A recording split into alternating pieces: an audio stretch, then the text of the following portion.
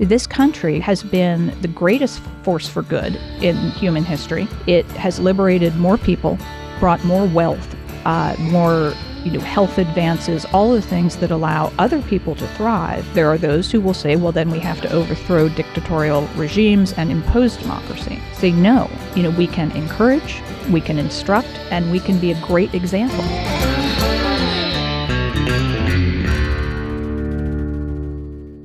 Welcome back to the Kevin Roberts Show. Thanks so much for all of you who are listening, watching, subscribing. If you've not subscribed yet, please do so, especially on episodes when I can actually say the word subscribe. Here we don't edit the show. We just have conversations about tough topics, usually with smiles on our faces. That's true if you're just listening and not watching. This week is an excellent example of that because my friend and colleague, Dr. Victoria Coates, who is our Senior Research Fellow in International Affairs and National Security, is joining me. She's cheerful, if you don't yet know that, and yet she's also not afraid to land a punch when it comes to speaking the truth about self-governance for Americans and about our national security. So you are in for a real treat. Victoria Coates, thanks for joining me. Dr. Roberts, I'm a subscriber as well. Oh, you see, you passed the test. I did. Yes, that's good. So that's not required to be a guest, but it's helpful. It's one of the reasons you were on the list. Understood. Look, all kidding aside, it is a pleasure to work with you. All of us at Heritage are so happy to call you a colleague. And today, we actually could talk about a lot of things, including art history. That's hopefully part of we'll your get that story. in, yeah. But we're ultimately going to come to focus on American national security and international affairs. I'm going to try to stay in your good graces and not use the phrase foreign policy. Excellent. But that's just a tease because we're going to talk about why we shouldn't use that phrase after we talk about your story. How in the wide world of sports did you end up sitting here on the set of the Kevin Roberts Show? It was something of a journey, and it is an honor to be part of the Heritage Foundation now for about 6 months, hopefully for much longer. I sure hope so. If I don't mess up the show. But I mean, mostly to blame is a man whose picture hangs in multiple locations here at Heritage, and that is Donald Rumsfeld, who, when he decided to write his autobiography after retiring in spring of 2007, for reasons he was never able to fully articulate, decided a art history professor from Philadelphia was the person who should be his archivist and then director of research and one of the principal staffers on the book. And it was, as an academic, and I think you probably appreciate this, an opportunity, having worked with so many, for want of a better word, dead figures, people from the past, to be able to work with a living archive, a living subject, and be able to ask him about, here's a document, does it mean this? And he would say, no, because you don't know this other piece. And I found it very humbling as a scholar, but very instructive. And, after that was kind of more addicted to the world of actions than ideas. And so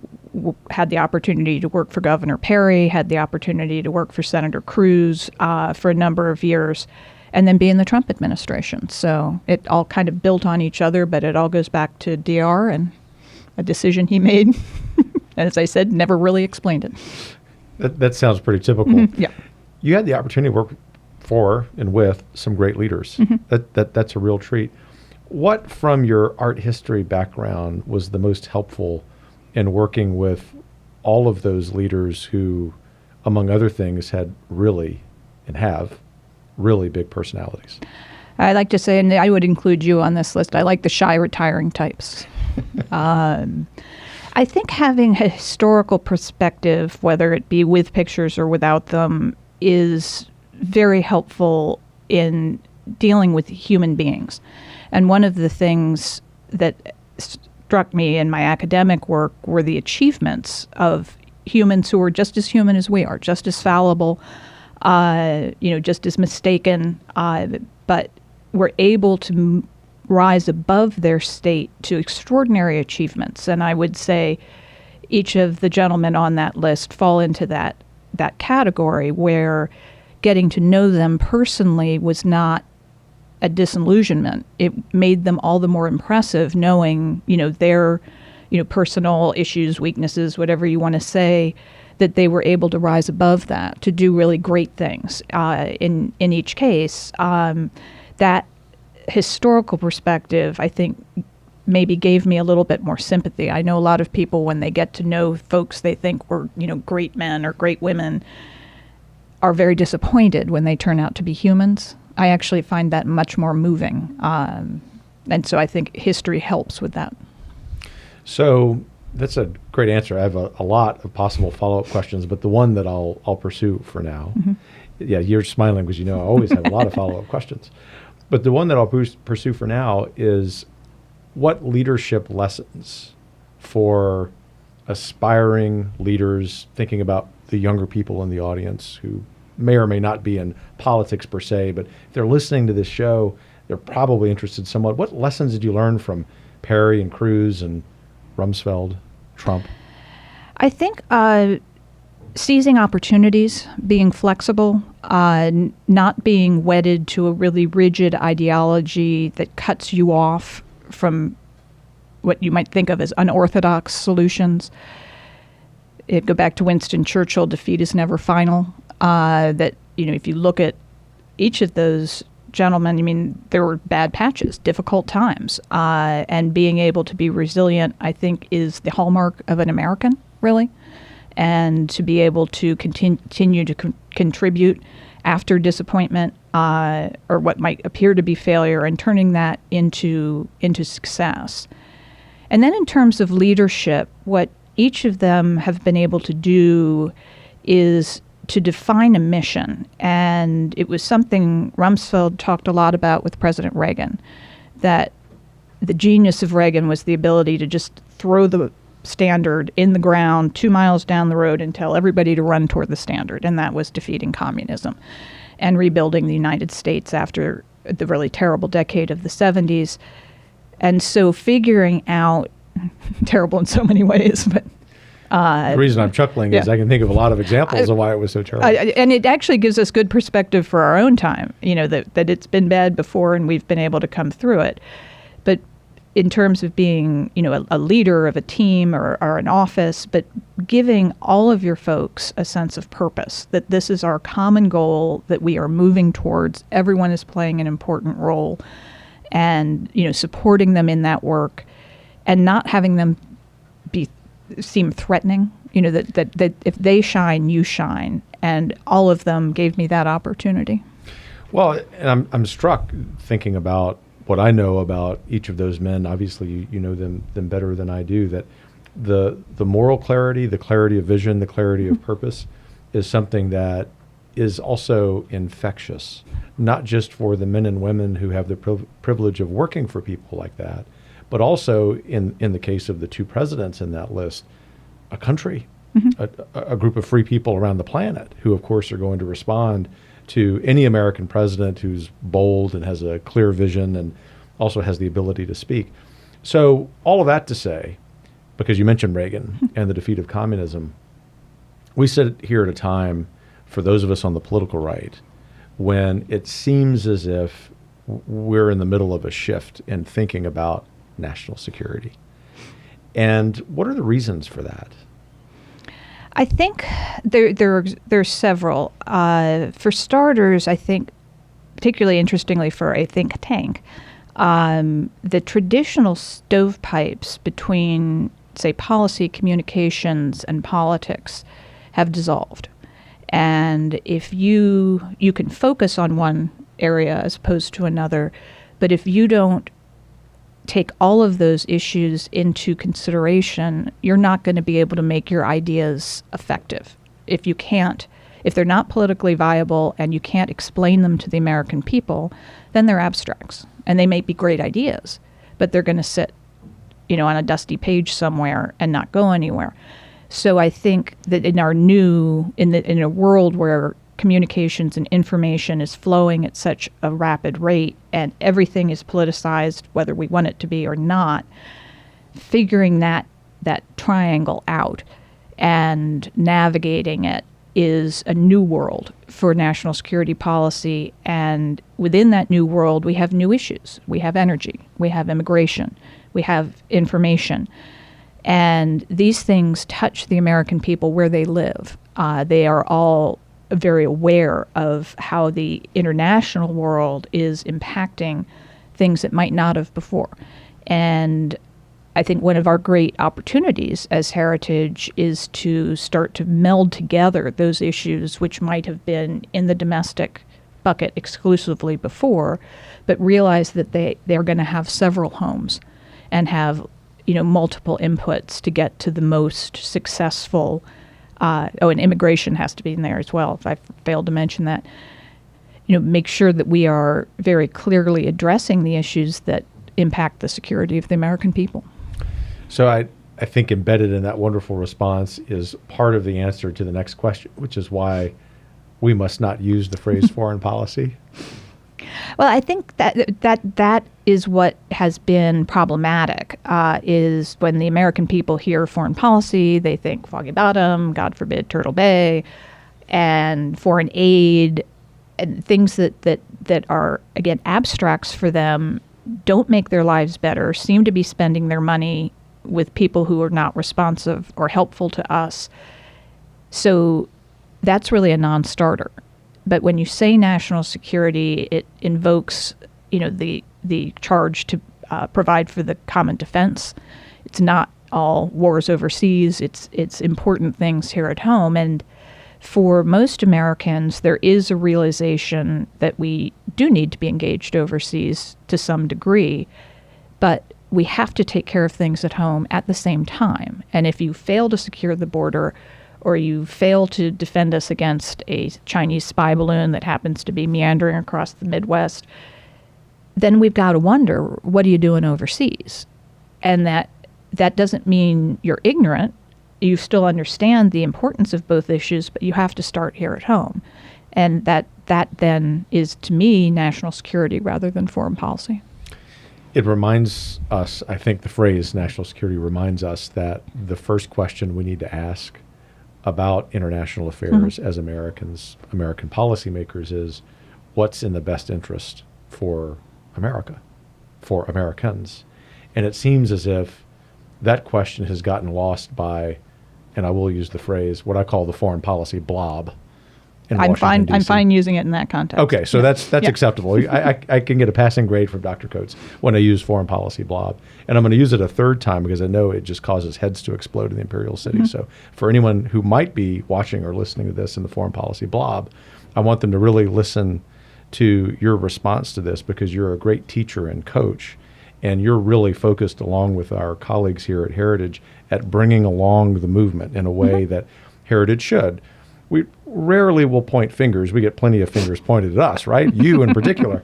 But the point is, we want to persuade people to a way of thinking that we happen to know is right, not because Victoria and Kevin and other people at Heritage say so, but because, back to the question about international affairs, we understand what is best for the American people because of how Heritage is supported. We're 500,000 people each year support us. We're not a product of this city, even though we're based here.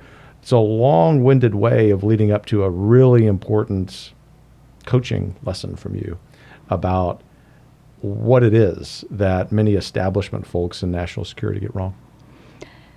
The basic problem goes back to President Trump's phrase of America first, which many interpreted to mean America alone or America not engaged.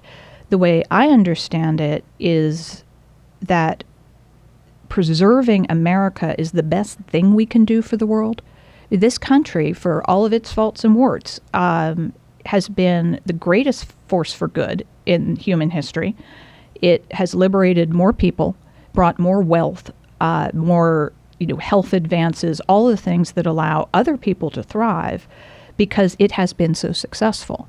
So if I want democracy to flourish around the globe, there are those who will say, well, then we have to overthrow dictatorial regimes and impose democracy. Say, no, we can encourage, we can instruct, and we can be a great example of what comes when you are a liberal democracy with a strong capitalist system. But we can't want it more than other people do. So my first goal has to be the preservation of the prosperity and security of the United States. And that, by extent, will be beneficial to the globe, not exclusive to the rest of the globe.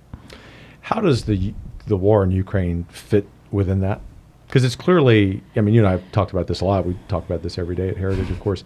It fits within that rubric of American interest, but I might posit not nearly at the scale that some of our friends might argue. It's a fascinating case study because I've been tangling with this issue since 2013, 2014 timeframe. From a Senate perspective, the first trip that I made with Senator Cruz, our first stop was Tel Aviv, Jerusalem. Our second stop was Kiev, because Maidan had just happened, and we walked through the main square. You could smell the smoke. We were with a protester. It was very moving. And Ukraine is an important country. They have enormous resources. They're in a strategic location. There are all sorts of reasons to be interested in Ukraine. And of course, Vladimir Putin's invasion is inexcusable, as was his previous incursion. It's violent. It's incredibly destructive. It has negative impacts here at home and around the globe. And I really don't want him to do it again. I don't want to be having this conversation again in 5 years. Now, that said, as this has been going on since for the last decade in Ukraine, we've also had the clear revelation of our primary threat, which is the People's Republic of China. So as with Reagan with the Cold War, where you say, okay, we're going to defeat the Soviets, let's figure this out, and everybody march on that line, that didn't mean he didn't do other things.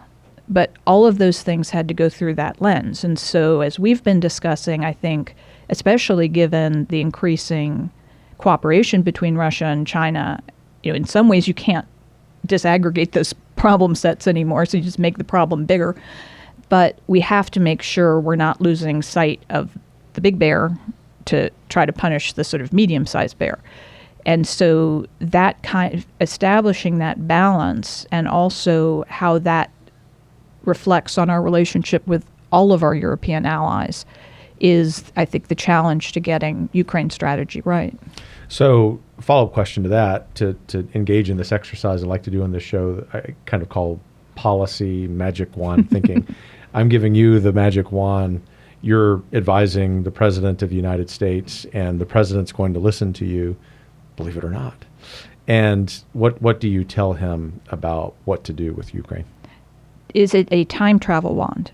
Sure. Or am I stuck in this? It's a magic wand, okay. Victoria. You abuse it. I would go back to January of, I guess, 22, and very strongly recommend the President of the United States not go to the United States Congress and lobby against sanctions on Nord Stream 2. That he basically operated as a lobbyist for then the Germans and the Russians. What the Germans had been telling him was wrong, which is that Putin needed to sell them gas more than they needed to buy it. That turned out not to be correct. And that Putin would never invade. So it seemed to me pretty clear in that time frame that we could have established deterrence against Putin. And it was something President Trump did very well in terms of just, it wasn't that he didn't have a reasonably cordial relationship with Putin, but he was very clear. If you invade Ukraine, there are going to be very serious repercussions, and Putin knew it. He believed that. And he didn't do it. So it is possible to manage these situations. It's not going to be perfect, but you can make inroads. So established deterrence would be the first thing. If we have failed to do that, recover from the intelligence failure that this was going to be a 3-day war. So everything we put in there before the war, what we were prepared to do after the invasion, was wrong. So immediately, by the middle of April at the latest, when we were 6 weeks into this thing, not 3-week war, is it possible for the Ukrainians to win? And if the answer to that is yes, then what would it take from the United States? What are our allies prepared to do? Then you have to give a major address and bring the American people along with some sense of expectation. Most people who are familiar with war know it's not going to go precisely according to plan, but you can give them some framework. This has never happened. We're 14 months in. And he's wondering why, the president is wondering why support is starting to become shaky. It's because there's no plan, there's no strategy. And so those would have been my recommendations, with the hope of getting this wrapped up by last fall, that we could be on to arguing about reconstruction now. Right, and in addition to the executive branch problems, the problems in the legislative branch were in that initial military aid package, just going beyond the criticisms of some of the substance. The grand total time that the U.S. House spent discussing that and strategy was 4 hours and 41 minutes. And our complaint at Heritage all along, keeping in mind that we were the most vocal and before the invasion, arguing for munitions for the purposes of deterrence, people often forget that, was that this process that we're talking about is rooted in regular constitutional order. This is not something that we can throw away because of the first question about international affairs and national security, what's best for Americans. So step into your crystal ball. What's going to happen over the next year? Well, I think we can now, with the Republican majority in the House of Representatives, start to insist on more engagement with Congress if the president's going to ask for more money. I think what happened in December with the Omni legislation, in which $46 billion for Ukraine was stuffed into $1.7 trillion of mostly discretionary domestic pork spending, and then held hostage to the Ukraine piece.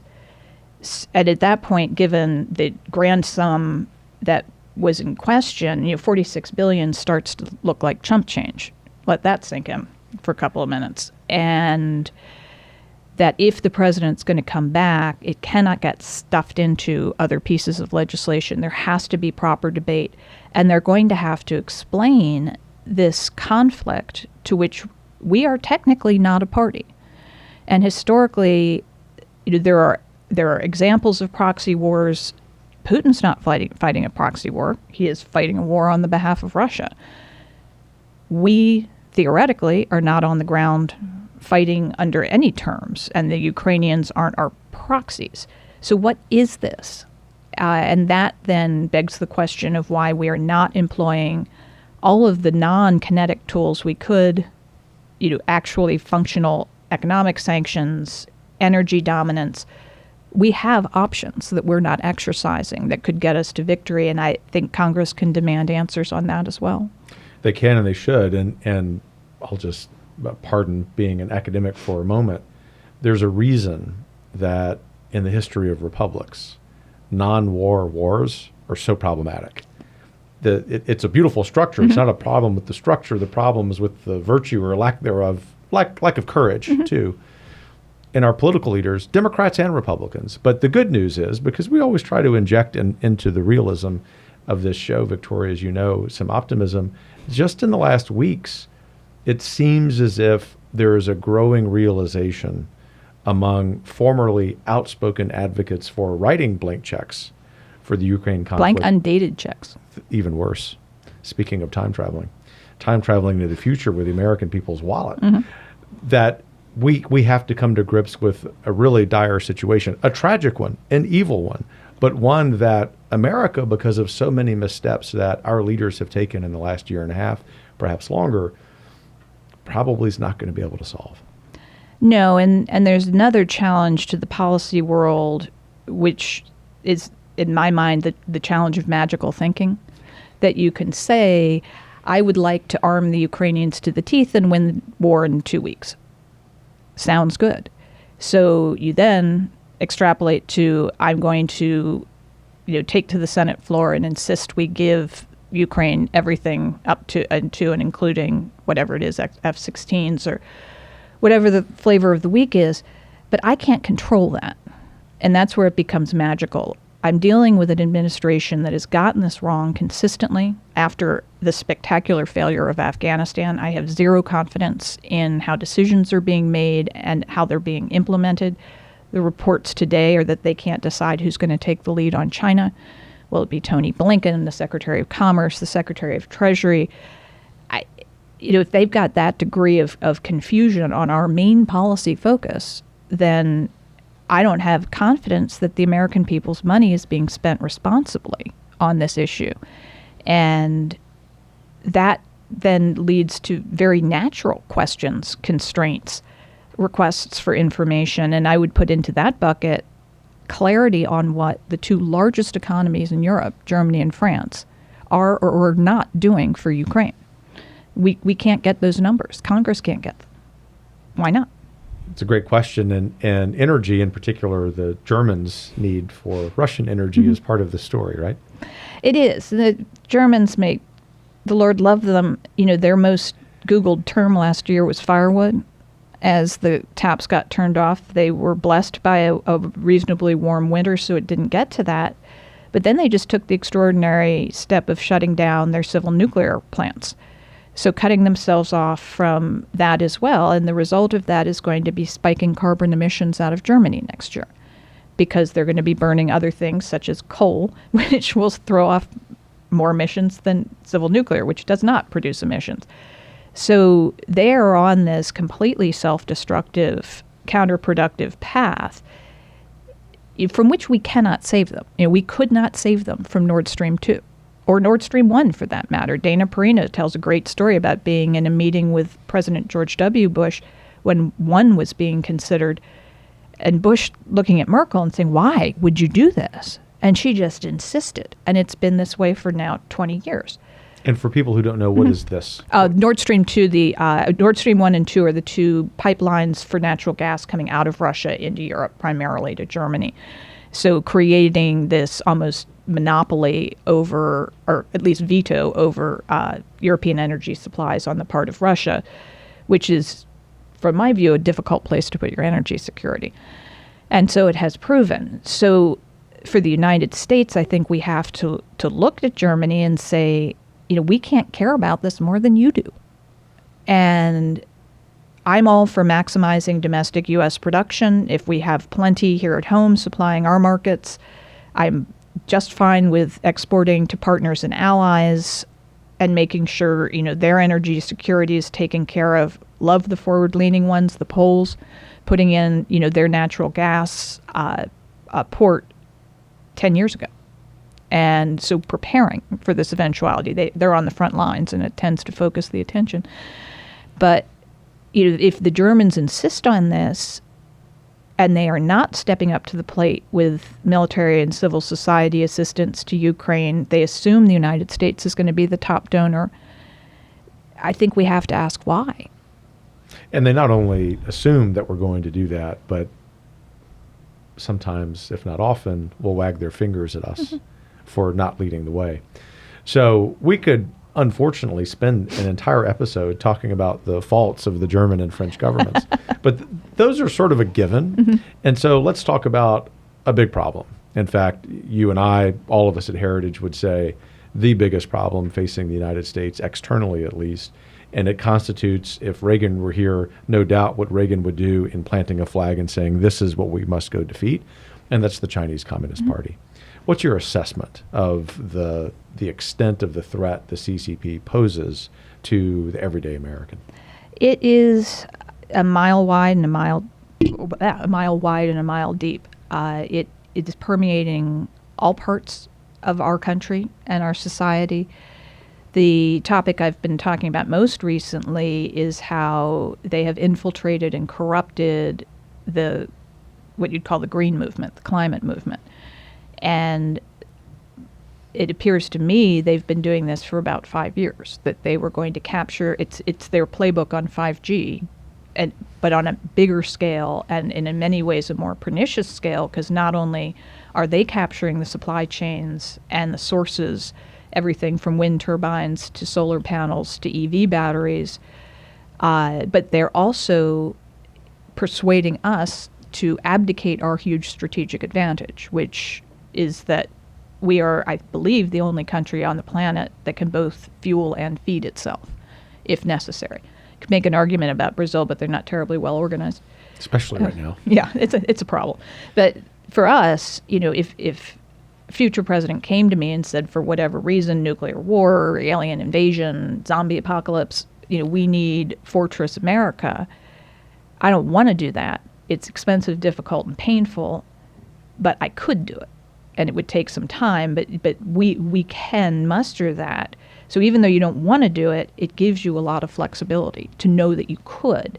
China doesn't have that. They're the world's largest importer and, coincidentally, the world's largest polluter. they know we have a huge strength there, and they have been working to undermine it, and we've walked into it. And that is, sort of a case in point of how they're at war with us without bombing us, but by new means.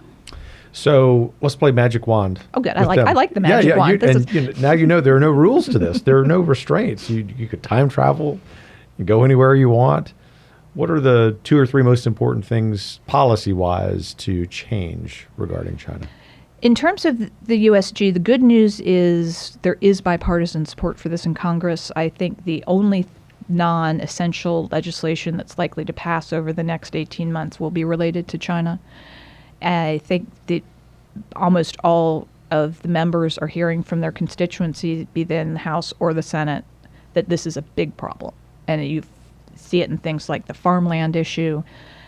You see it in energy, technology, education. It's hitting everywhere. And as somebody who took 2 kids out of a school because of a Confucius Institute quite a few years ago, I mean, this was over a decade ago, we pulled the kids out because you could see it happening. I was told my children would both go to Beijing for spring break of their junior year. I said, I really don't think this is a great idea. So people are experiencing this in their lives, and I think if we can give them ways to participate. Rumsfeld always used to talk about victory gardens. His father was in the Navy in World War II in the Pacific Theater, and that it was so meaningful for him to tend the victory garden because he felt like he was participating. And one of his issues, particularly with Iraq and Afghanistan, is there was no engagement with the American people in those wars to support that way. So, I've had what might seem like sort of silly accessory-like ideas, but if you can really clearly stamp a product with its country of origin, so, that there's something an inch big on the upper right-hand corner that's an American flag or even a French flag. They make some nice things that we might wish to purchase. But if there's a great big Chinese flag, then this is coming from China. You don't have to look on the bottom or hunt, for a tag or something. And that's becoming increasingly hard as more Americans decide we're not going to consume Chinese products, right? And so if you give people an option and the alternative is not 20 times more expensive, I think people would say, okay, I will spend another $1 to buy the American, sneaker or sweatshirt or whatever it is, and make them feel like they are participating. And I think that then will have a very effective impact on all branches of the government to sort of organize themselves to demonstrate progress on this. Were you about to use the non-word impactful, and did you catch yourself? I did not. That's not a word I use. Okay, good, because I saw that, and one of the probably the greatest success I've had at Heritage is rooting out the usage of that non-word by many people, but it's creeping back inside Heritage and on the media. And of course, the risk of saying this is now I'll be flooded with comments like a recent email at Heritage written by one of our colleagues that used that non-word 7 times just to see if I was reading the email. So that is a good tactic. I'm going to use that. Yeah, just curious but I'll just use this. We'll get back to China in a minute. Okay, yeah. Because it's really important. But effective impact is a really good thing to say instead of using the non-word impactful. Concur. So if we can eradicate impactful and foreign policy, we will have made progress with language lesson. Yes. There we go. Yeah, that's good. So you still have the magic wand, and I really appreciate what you said about individual Americans taking action here, because obviously you can tell us a lot about what needs to happen with policy by Congress, what presidents of the United States can do. But ultimately, some of this is in the hands. It's actually in the realm of obligation by individual Americans. So we will continue to talk about that at Heritage over the next many years until we eliminate this threat. But here's the additional magic wand question. What's the most unknown or underappreciated part of the world that's really crucial, and maybe it's an individual country, that's really crucial to American national security? I would actually say Latin America. That if you go big picture again, many of our partners have a bad demographic problem. some of our enemies, notably China and Russia, have a catastrophic demographic problem. We have a demographic issue, but we have a solution, which is potentially partnership with our Latin American partners and allies. Now, at the moment, they're not postured to really embrace that. One of the things, obviously, we're all dealing with who are interested in the southern border and the what's going on, that just catastrophic immigration situation we're dealing with, with Chinese nationals coming across, children being exploited in the most horrific ways. This is not working well right now. Mexico is having obviously an endemic problem with these cartels. We've got to figure out how we're going to contend with that kind of challenge. But if we can rise to that, the both potential for partnership with Latin America in terms of locating supply chains there, various other things we might need to do, additional people that can be very, as we've demonstrated, easily integrated into our society, who now are emerging to really share a lot of conservative values. This can be a great potential benefit if we can get over, what is an enormous short-term challenge. So I think it is problematic that the last known doctrine for this region is known by the name of Monroe, with all due respect. 200 years old to now. President Monroe, but I think the situation's a little different now.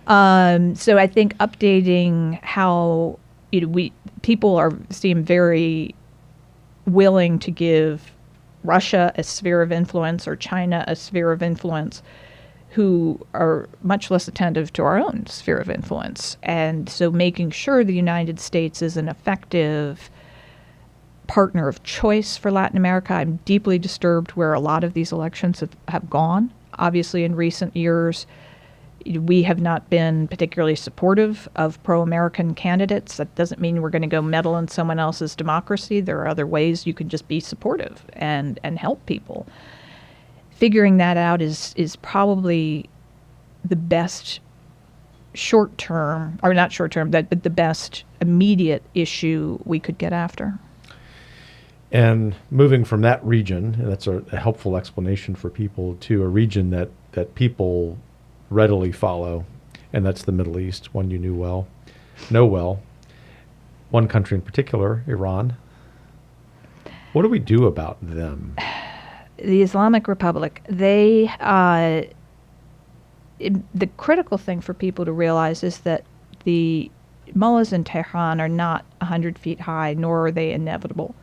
There is a wonderful population in Iran, which has a tremendous culture and history. The Crown Prince of Iran was in Israel 2 weeks ago on a historic visit that I was very pleased to support, and physically participating in the demonstration that there is not a historic enmity between Persians and Jews, that there actually has been great friendship, and Cyrus the Great, of course, embodies that. So disaggregating, the current management of that country from its people is sort of step one. And step two is realizing that the current management cannot be reasoned with. They do not act in good faith. They do not act according to what we would consider any kind of normal framework. We cannot assume decisions on their part are going to go in any way that we would expect. And so these repeated attempts by the first Obama, well, to be honest, there was some of this in the Bush administration as well, but Obama particularly and Biden, to engage them and somehow domesticate them into a friend, this just isn't going to work. It never has. And even when you gave them the most relief under the JCPOA in 2015, dollar for dollar they spent it on offensive military capabilities. None of it went to roads, bridges. John Kerry told me they were going to cure cancer. They didn't. So recognizing that, and then recognizing the threat they pose to the region. They routinely attack their neighbors by various means, direct and indirect. They have corrupted, infiltrated, and destroyed countries, Lebanon, to some extent Iraq, Syria, Yemen. These are some of the worst places for civil society on the planet. And why? It's because the Iranians are there. If left alone, Syria is probably a more difficult case, but in most cases, these countries have resources, histories, and they could pull themselves together, but they're literally being sucked dry by Tehran. Strong corollary between Iran and China, right? In particular, that our comments about those countries are about, as you put it, the management, the CCP, the Islamic Republic leaders in Iran, and it's important for Americans to remember that. We'll have you back many times over the years, Victoria, but we'll conclude today with my common question. A lot of challenges out there. People in America who spend less time than you do on national security might look at some domestic problems. You are aware of those, plus you're aware of all the challenges in international affairs, and yet I know you well enough to know you woke up this morning optimistic about the future. 100%. And it would go back to the sort of America First answer that the potential and the resources and the people in the United States are unparalleled. And what we have achieved in our soon-to-be 250 years, which is a blip if one thinks historically, is unparalleled. And the world is really waiting for us. The good news about China is nobody really likes them after the virus. And, maybe they did it on purpose, maybe they didn't, but it's increasingly hard to deny that they did it. So I do think it's beholden on us to point this out to partners and allies, and then offer that goodness of the United States as a partner that one of my former bosses, who will in this case remain nameless, once said, we just want to make friends with people and make a little money. Like, honestly, that could be your policy.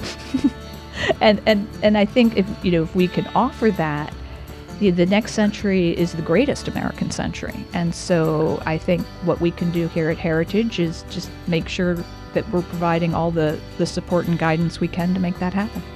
The opportunities are there if we're willing to seize them, right? 100%. Dr. Victoria Coates, thanks for joining me. Dr. Roberts, a pleasure. Well, I know you enjoyed that conversation. If you're like me, you probably learned something I always do when I talk to Victoria and our national security colleagues. In any event, thanks for making time for this. Stay tuned for the next episode. There will be, of course, the typical dose of realism and optimism. Take care.